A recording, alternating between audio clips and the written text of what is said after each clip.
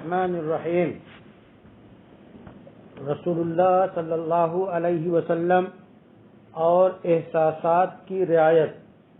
نبی اکرم رسول معظم صلی اللہ علیہ وسلم کی آمد ہوئی اور آپ صلی اللہ علیہ وسلم کی بعثت کا اہم مقصد اخلاقی قدروں کی تکمیل ہے۔ حضور صلی اللہ علیہ وسلم کا فرمان ہے، میں تو اخلاقی قدروں کی تکمیل کے لیے بھیجا گیا۔ بخاری میں یہ روایت موجود ہے۔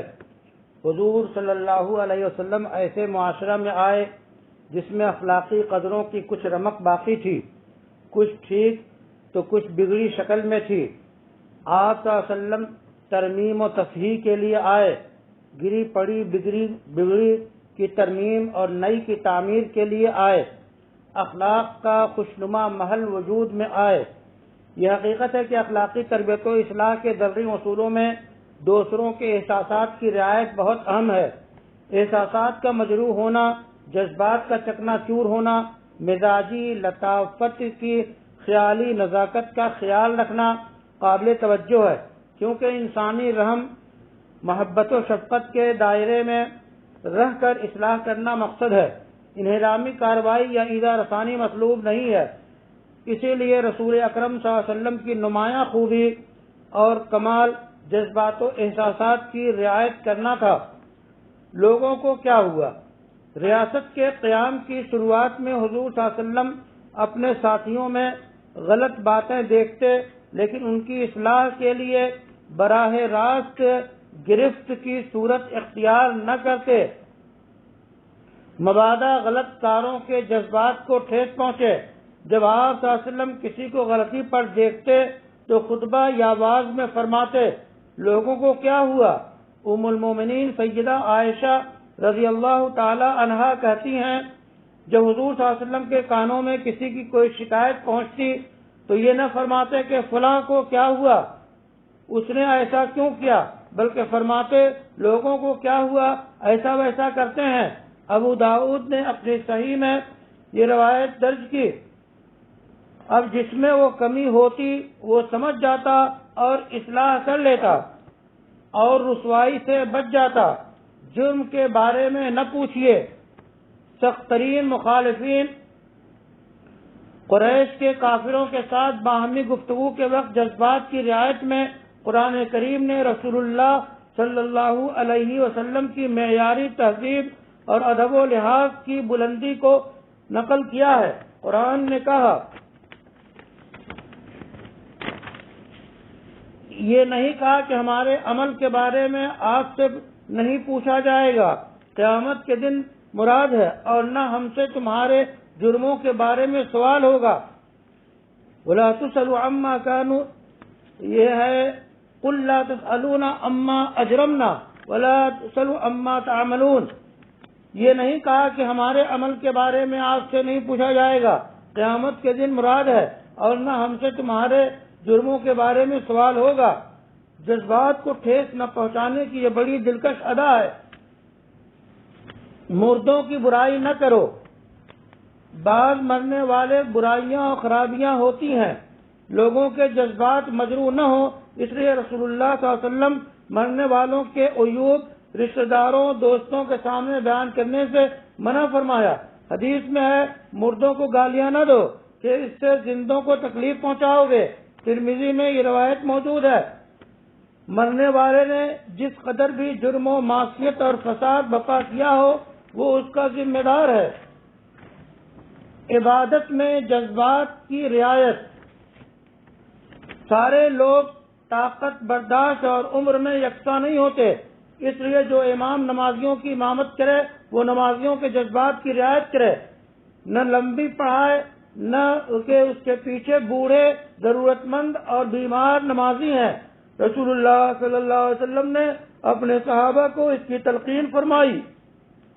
عثمان ابن ابو العاص سے رسول اللہ صلی اللہ علیہ وسلم نے فرمایا، اپنی قوم کی امامت کرو، اور جو کسی قوم کی امامت کرے تو چاہیے کہ نماز ہلکی پڑھائے، اس لیے کہ نمازیوں میں بوڑھے، بیمار، کمزور اور ضرورت مند ہر طرح کے لوگ ہوتے ہیں۔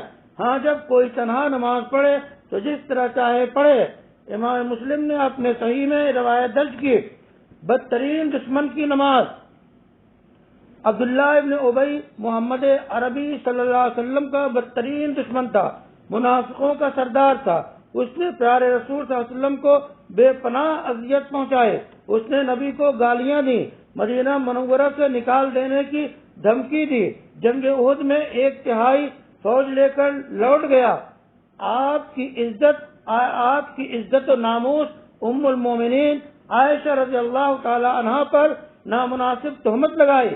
اس کے باوجود جب مرا تو اس کے مومن بیٹے عبداللہ صحابی جلیل کے جذبات کی رسول اللہ صلی اللہ علیہ وسلم نے رعایت کی۔ جب عبداللہ ابن ابی مر گیا تو اس کا بیٹا عبداللہ رسول اللہ صلی اللہ علیہ وسلم کی خدمت میں آیا اور درخواست کی کہ رسول اللہ صلی اللہ علیہ وسلم اپنی قمیص عطا فرمائیں، باپ کو اس میں کفنائیں۔ حضور صلی اللہ علیہ وسلم نے عطا فرمایا۔ پھر انہوں نے التجا کی کہ نماز جنازہ پڑھا دیں۔ رسول اللہ صلی اللہ علیہ وسلم اس کی نماز جنازہ کے لیے کھڑے ہو گئے۔ پھر کیا تھا، عمر بڑھے، آپ صلی اللہ علیہ وسلم کا دامن پکڑ لیا اور کہنے لگے، رسول اللہ آپ نماز کے لیے تیار، جبکہ رب جبار نے آپ کو اس سے روکا ہے۔ حضور سراپا شفقت نے جواب دیا، مجھے اختیار دیا ہے، استغفر لهم او لا تستغفر لهم ان تستغفر لهم 70 مرہ، کہ 70 بار سے زیادہ استغفار کروں گا۔ عمر نے کہا وہ منافق تھا۔ رسول ہدایت صلی اللہ علیہ وسلم نے نماز جنازہ پڑھا دی، قرآن اتر پڑا، ولا تصلی علی احد منهم مات ابدا ولا تقم علی قبره۔ مسائل نہ لوٹاتے، کسی سائل کو آپ نہ لوٹاتے، مال کے طلبگار کے جذبات کا خیال فرماتے، چاہے آپ صلی اللہ علیہ وسلم محسوس کرتے کہ مانگنے والا ضرورت مند نہیں ہے، پھر بھی اس کے احساسات کا پاس رکھتے اور جواب ایسا مرمت فرماتے کہ اس کی دل شکری نہ ہوتی۔ صدقات کی تقسیم ہو رہی تھی، اتنے میں 2 لوگ رسول اللہ صلی اللہ علیہ وسلم کی خدمت میں حاضر ہوئے۔ وہ صدقہ کے مستحق نہیں لگ رہے تھے۔ رسول اللہ صلی اللہ علیہ وسلم نے ان کو پیارا سا جواب دیا اور سخت جواب سے تکلیف نہ پہنچائی۔ عبید اللہ ابن عدی روایت کرتے ہیں کہ ہمیں 2 آدمیوں نے بتایا کہ وہ رسول اللہ صلی اللہ علیہ وسلم کی خدمت میں حجۃ الوداع کے موقع سے حاضر ہوئے۔ رسول اللہ صلی اللہ علیہ وسلم صدقہ تقسیم فرما رہے تھے تو ان دونوں نے بھی صدقہ دینے کی درخواست کی۔ رسول اللہ صلی اللہ علیہ وسلم نے نگاہ اٹھائی اور جھکا لی۔ آپ صلی اللہ علیہ وسلم نے ہمیں صحت مند دیکھا، فرمایا اگر آپ چاہیں تو میں دوں، لیکن یاد رہے صدقہ مالدار اور تندرست پیشہ کے لیے نہیں ہوتا۔ ابو داؤد نے اپنے سنن میں یہ روایت درج کی۔ احد پہاڑ سے بھاری جلیل القدر صحابی عبداللہ ابن مسعود رسول اللہ صلی اللہ علیہ وسلم کے ساتھ گزرا ہوا اپنا ایک واقعہ بیان کرتے ہیں، جس سے اندازہ ہوتا ہے کہ رسول اللہ صلی اللہ علیہ وسلم جذبات کا کس قدر خیال رکھتے تھے۔ وہ کہتے ہیں جب میں پیلو کے درخت سے آپ صلی اللہ علیہ وسلم کے لیے مسواک توڑ رہا تھا اور ہوا انہیں روک رہی تھی، ان کی پنڈلی دبلی پتلی تھی، لوگ میری پنڈلی پتلی دبلی دیکھ کر ہنس پڑے۔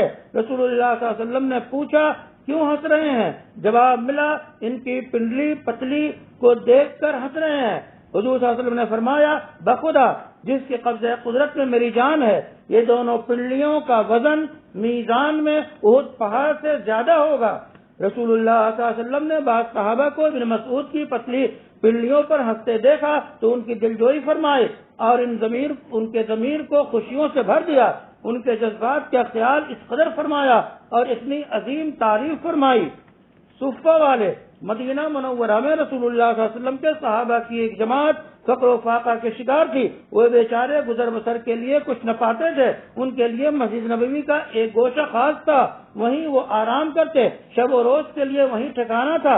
رسول اللہ صلی اللہ علیہ وسلم ان کے ساتھ بیٹھتے اٹھتے اور ان کے ساتھ کسی وقت کھانا کھا لیتے، یہ سب ان کی دلداری کے لیے فرماتے اور ان کے جذبات کا لحاظ فرماتے۔